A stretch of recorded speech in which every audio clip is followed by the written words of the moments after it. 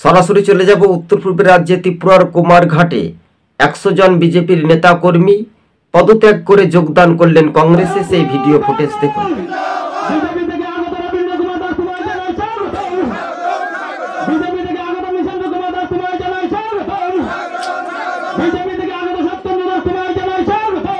সরাসরি দেখতে পেলেন দর্শক বন্ধুগণ, উত্তর পূর্বের রাজ্যে ত্রিপুরার কুমারঘাটে কার্যত বিরোধী রাজনৈতিক দলগুলো সেই রকম দাপট একেবারে স্পষ্ট।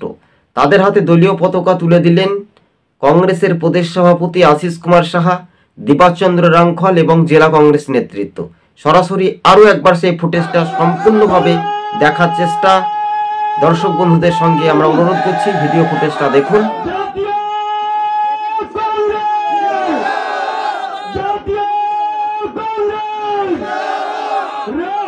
তো আপনারা দেখতে পেলেন দর্শক বন্ধুগণ, কেননা রাজ্য রাজনীতির ময়দানটা হচ্ছে একটা 2028-এর যে নির্বাচনে যে কি হতে পারে, আলাদাভাবে এককভাবে কেউ প্রার্থী যদি দেয় কিনা, তাহলে লাভবানটা কি হতে পারে।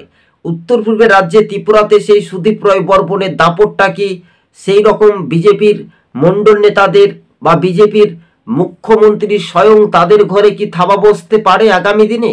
এটাই শুধু ভবিষ্যতে বলতে পারে দর্শক বন্ধুগণ। সবুজ বঙ্গ নিউজ চ্যানেলটি কার্যত আপনাদের সঙ্গে আমরা দর্পণায়